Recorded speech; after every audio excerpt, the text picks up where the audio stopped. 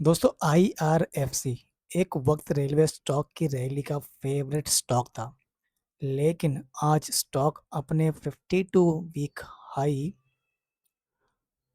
137.17 से गिरकर अप्रोक्सीमेटली 88.35 के आसपास आ चुका है। ठीक है, ये सो यानी हाई से अराउंड 35.6% जो है, ऑलमोस्ट 35%। ठीक है, ये गिर चुका है बेसिकली। अब करेक्शन हो चुका है बोलने का मतलब है। लेकिन ट्विस्ट देखिए, इसी पीरियड में कंपनी ने क्वार्टर 1 FY 2027 में अप्रोक्सीमेटली 1.1927.21 करोड़ का प्रॉफिट रिपोर्ट किया दोस्तों। तो सवाल ये है, जब प्रॉफिट स्ट्रांग है तो स्टॉक इतना गिरा क्यों, है कि नहीं? और अगर आपके पोर्टफोलियो में आईआरएफसी ऑलरेडी है, होल्ड करे हैं, एवरेज करे या एग्जिट, आज हाइप नहीं, प्राइस, बिजनेस वैल्यूएशन और रिस्क, ये सबका डेटा एक साथ समझेंगे दोस्तों। तो चलिए वीडियो शुरू करते हैं। उसके पहले दोस्तों, welcome back to the JJ trader. दोस्तों डिस्क्लेमर इंपॉर्टेंट है, इसको देख लीजिए एक बार आप। ठीक है, उसके बाद ही वीडियो देखिए आप। ठीक है, इसको नोट कर लीजिए। तो चलिए वीडियो शुरू करते हैं दोस्तों। अब ये दोस्तों, तो अब क्या है कि सबसे पहले प्राइस की रियलिटी चेक करते हैं हम लोग। 13 अगस्त को प्राइस जो है मार्केट स्नैपशॉट में आईआरएफसी अप्रोक्सीमेटली 88.35, ठीक है, पर था। डिस्प्लेड 52 वीक हाई 137.17, ठीक है, और वीक हाई के बाद 130 सम के बाद, और लो जो है 86 के आसपास बेसिकली है, तो 88.35 मैं पकड़ रहा हूँ। हाई से करंट प्राइस तक करेक्शन अप्रोक्सीमेटली 35.6 है दोस्तों। लेकिन यहाँ एक कॉमन मिस्टेक होती है। इन्वेस्टर सोचता है स्टॉक 35% गिर गया मतलब चीप हो गया। दोस्तों जरूरी नहीं है। प्राइस करेक्शन और वैल्यूएशन सेम चीज नहीं है। इस इसलिए सब सब शेयर प्राइस को साइड में रखकर एक्चुअल बिजनेस नंबर्स देखते हैं हम लोग। ठीक है, तो ये तो हो गया हाई और लो। अब ये दोस्तों, ये ऑफिशियल आईआरएफसी का क्वार्टर 1 2027 का एफवाई का रिजल्ट है। यहाँ पे आप रेवेन्यू फ्रॉम ऑपरेशंस जो है वो 8,261 करोड़ रहा है। पिछले साल सेम क्वार्टर में ये 6915 था। ठीक है, ये पिछले साल। इस बार देखो क्या है, 8261। ठीक है, revenue F F quarter 1 FY 2027 में, यानी approximately 19.46 year on year growth. समझे दोस्तों? ये पिछले साल का है, ये इस साल का है, देख लो। तो ये प्रॉफिट आफ्टर टैक्स रहा 19.27 करोड़।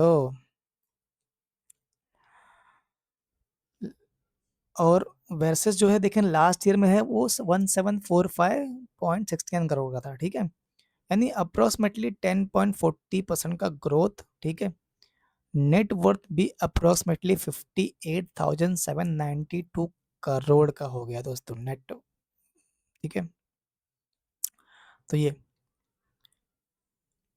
अब ये मतलब ये देखो नेट वर्थ है ना यहाँ पे, मतलब बढ़ ही रहा, देख लो ना, बढ़ ही रहा है ये देखो, ये देखो 54 था, 58 हो गया ना, बढ़ रहा है ऐसा।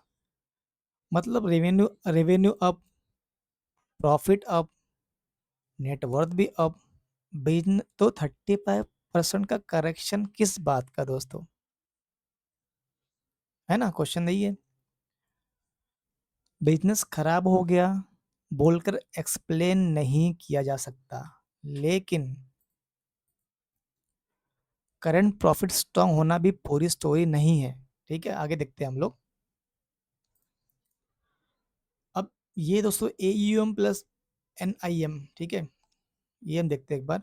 आईआरएफसी एक फाइनेंसिंग कंपनी है, इसीलिए प्रॉफिट के साथ दो सिग्नल्स और ट्रैक करना यूजफुल है। पहला एयूएम, ठीक है, एयूएम या ये या loan book growth, simple AUM या फिर लोन बुक ग्रोथ, ठीक है। ये बताना है कि फाइनेंसिंग बिजनेस में कितना सस्टेनेबल एक्सपांड कर रहा है। दूसरा एनआईएम, मार्जिन ट्रेंड बोल, ठीक है, मान बोल सकते हो। ये प्रॉफिटेबिलिटी की क्वालिटी समझने में हेल्प करता है दोस्तों, ठीक है। ये कोई आई लिखा ना, ये लॉन्ग टर्म अर्निंग के बेस पे बनता है ये। तो बोलने मतलब क्या है कि सिंपल फ्रेमवर्क याद रखिए। लोन बुक ग्रोथ बताएगी बिजनेस कितना एक्सपांड कर रहा है, ठीक है। और मार्जिन ट्रेंड बताएगा प्रॉफिटेबिलिटी कितनी सस्टेनेबल सपोर्ट कर रही है, ठीक है। ये तो ये बस ये दो याद रखिएगा। तो इसीलिए मार्केट सिर्फ आज का प्रॉफिट नहीं, कल का ग्रोथ भी देखता है दोस्तों, समझे। तो ये अब आगे देखते हैं हम लोग, ठीक है, और समझते हैं इसको। अब देखो ये क्या है कि गवर्नमेंट ओएफएस, ठीक है, ये इंपॉर्टेंट चीज़ था, ये समझना भी ज़रूरी है। अब स्टॉक प्रेशर का एक इम्पॉर्टेंट फैक्टर है गवर्नमेंट ओएफएस, ठीक है। ये मेन रीजन हैशटैग जो है ये एक है। जून 2026, ठीक है, जून 2026 है ना। गवर्नमेंट ऑफ इंडिया ने आईआरएफसी में 1.75% का जो स्टेक है, ठीक है, उसको ऑफर फॉर सेल ओएफ, ठीक है, के थ्रू डाइवर्स्ट किया, ठीक है। इसके बाद गवर्नमेंट होल्डिंग जो है वो 84.65% जो है घटकर 82.90 हो गया। 84.65 से घटकर 82.90 हो गया, ठीक है। ये अब ऑफिस का मतलब है ये, या मतलब ये नहीं है कि कंपनी का बिजनेस मतलब सडनली वीक हो गया, लेकिन मार्केट में एडिशनल, कहने का मतलब है कि मार्केट में जो है एडिशनल शेयर सप्लाई जो है शॉर्ट टर्म में प्राइस और सेंटीमेंट पर प्रेशर क्रिएट कर सकती है, ठीक है। तो इसलिए ओएफएस करेक्शन का एक फैक्टर हो सकता है, लेकिन पूरी फॉल को सिर्फ ओएफएस से एक्सप्लेन करना भी सही नहीं होगा। अब देखना पड़ेगा कि 88 के पास वैल्यूएशन मतलब क्या कह रही है बेसिकली, है ना। तो ये रीजन नहीं है, ठीक है, खाली यही रीजन नहीं, और भी हो सकता है। अब देखते हैं वैल्यूएशन क्या बोल रहा है, ठीक है, वो भी चेक करते हैं हम लोग। वैल्यूएशन हर कंपनी के लिए इंपॉर्टेंट होता है, ठीक है। अब ये देखो, ये वैल्यूएशन का रियलिटी चेक देखते हैं हम लोग बार। 13 अगस्त का स्नैपशॉट देखेंगे अगर आप, ठीक है, मतलब आज का ये आईआरएफएस का प्राइस अप्रॉक्सीमेटली 88.35 और ट्रेलिंग पी अराउंड 16.5 इंटू था, ठीक है। देख रहे हो, ट्रेलिंग पी 16.5 इंटू था, है ना। अब 16 पी को मेन डायरेक्टली चीप या एक्सपेंसिव नहीं बोलूंगा। वैल्यूएशन का आंसर डिपेंड करेगा फ्यूचर ग्रोथ और एग्जीक्यूशन पर, ठीक है, ठीक है। ये अब अगर अर्निंग सस्टेनेबल ग्रो करती है तो वैल्यूएशन जस्टिफाई हो सकती है कि नहीं। अगर ग्रोथ डिसअपॉइंट करती है तो लोअर शेयर प्राइस के बावजूद इन्वेस्टर को पेशेंस रखना पड़ सकता है। इसीलिए एक लाइन याद रखिए, 35% का जो करेक्शंस है वो जो है ऑटोमेटिकली 35% अपॉर्चुनिटी नहीं होती है, ठीक है। तो ये ध्यान रखिए। अभी आगे देखते हैं हम लोग क्या है। अब सबसे इम्पोर्टेंट क्वेश्चन ये है, होल्ड करें, एवरेज करें, ठीक है, या एग्जिट करें, है ना। अगर आपने लिया रहेगा तो क्या करना है बेसिकली।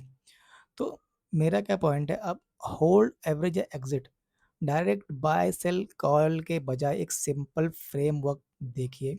होल्ड, अगर आप ऑलरेडी इन्वेस्टेड हैं, चेक करिए कि जिस फंडामेंटल थेसिस पर इन्वेस्टमेंट किया था क्या वो अभी भी इंटेक्ट है नहीं, चेक करो ना एक बार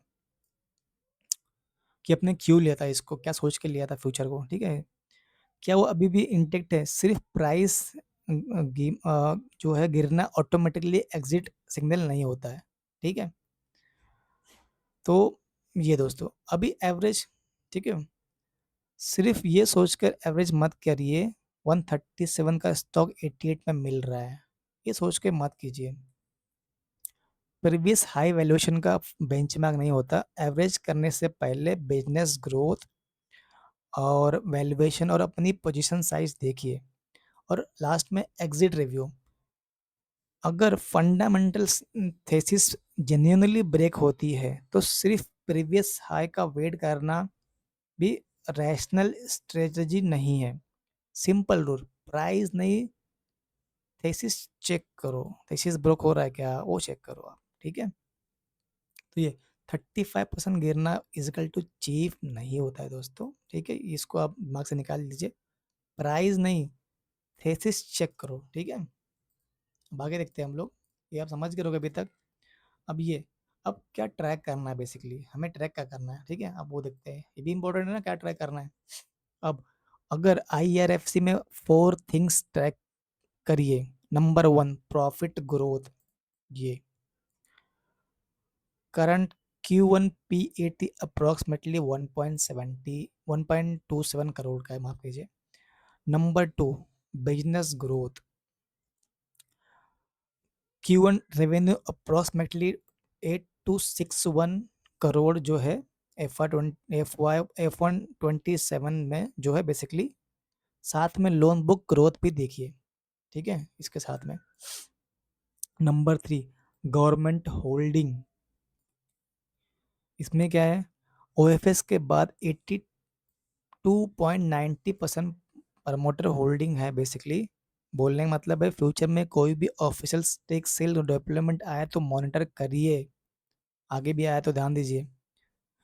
number 4, valuation price. Current snapshot में पी अप्रोक्सीमेटली 16.5, मतलब बेसिकली हाई चल रहा है। इस इन सब का फाइनल टेस्ट एक ही है, एग्जीक्यूशन दोस्तों। नेक्स्ट मूव प्राइस नहीं, एग्जीक्यूशन डिसाइड करेगा, ठीक है। तो एग्जीक्यूशन पे ध्यान दीजिए, कंपनी क्या एग्जीक्यूट करी बेसिकली, ठीक है, कंपनी को लेके। अब करना क्या चाहिए बेसिकली, है ना, पूरी स्टोरी एक फ्रेम में। पॉजिटिव पॉजिटिव साइड पर रेवेन्यू जो है वो बढ़ा हुआ 19.46 ईयर ऑन ईयर। PAT भी देखेंगे ना, प्रॉफिट ग्रोथ, तो ये 10.40% year on year. Reported quarter one number strong है, ठीक है। Railway financing story strong long term visibility रखती है दोस्तों, याद रखिए। लेकिन वॉच साइड पर फ्यूचर ग्रोथ, है ना, वॉच साइड पे क्या करना है, फ्यूचर ग्रोथ देखना है हमको, ये इंपॉर्टेंट है। वैल्यूएशन देखना है, ठीक है, वैल्यूएशन अभी अभी चीप नहीं है, नॉट कुछ सस्ता नहीं है, नॉट चीप, ठीक है। और AUM और मार्जिन ट्रेंड्स भी देखिए दोस्तों, ये भी इंपॉर्टेंट है, ठीक है। और गवर्नमेंट स्टेक सेल डेवलपमेंट्स को इग्नोर नहीं कर सकते, इसलिए फ्रेमवर्क सिंपल है। होल्ड अगर फंडामेंटल थेसिस इंटैक्ट हो तो, और एवरेज ब्लाइंडली नहीं, ब्लाइंडली नहीं, वैल्यूएशन और बिजनेस ट्रेजेटरी देख कर करें। और एग्जिट जो है ना वो, अगर फंडामेंटल थेसिस जेन्युइनली ब्रेक होती है तो भाई साहब रुक के मतलब नहीं है, ऐसा मतलब कहने में अर्थ है।